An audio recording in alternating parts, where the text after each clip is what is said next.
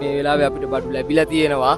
අපිට තව අවශ්‍ය කල් තියාගෙන කන්න පුළුවන් ආහාර ද්‍රව්‍ය බිස්කට් ඒ වගේ දේවල් අපිට මෙතනට අවශ්‍යයි.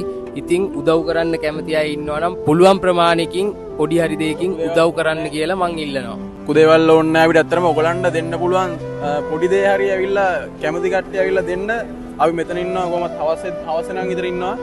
කඳානේ KFC ඉස්සරහා ඉන්නේ. ඔයගලන්ට වතුර බෝතලෙන් හරි පොඩි පැන්ඩෝල් පෙත්තෙන් හරි තියෙන කට්ටිය මේ අපේ සහෝදරයන්ට උදව් කරා නම් එච්චරයි මේ අපි රටක් වෙනුවෙන් කට්ටියට උදව් කරන්න ඕනේ.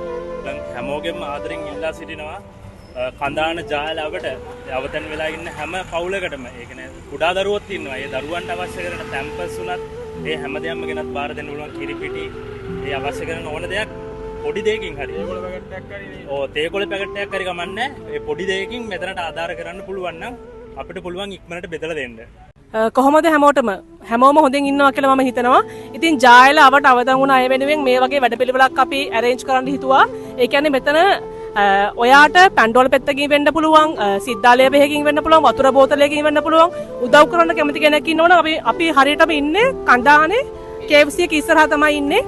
උදව් කරන්න කැමති කෙනෙක් ඉන්නවනම් මෙතනට ඇවිල්ලා ඔයාට අවශ්‍ය කරන වියලි ආහාර වෙන්න පුළුවන්, දීලා යන්න පුළුවන්. දැන් නම් ඉන්නේ කඳානේ KFC එක ඉස්සරහා. අපි ජාලාවට ඒ අවතන් වෙලා ඉන්න මිනිස්සුන්ට උදව් කරන්න කැමති කට්ටිය අපිට වතුර තියෙනවා, සනීප ආරක්ෂක තුවා තියෙනවා. මේ ඒ කියන්නේ මිනිස්සුන්ට අත්‍යවශ්‍යම දේවල් තමයි මෙතන ඕනේ. ඕගොල්ලන්ට පොඩි හරි දෙයකින් අපිට උදව් කරන්න කැමති නම් ඕගොල්ලෝ මේ දැන් මෙන්න අපි KFC එක ඉස්සරහා තමයි ඉන්න කඳානේ. අපිට කිහිපයක් මෙතන ලැබුණා. හැබැයි සනීප ආරක්ෂක තුවා වතුර තව ටිකක් මදි.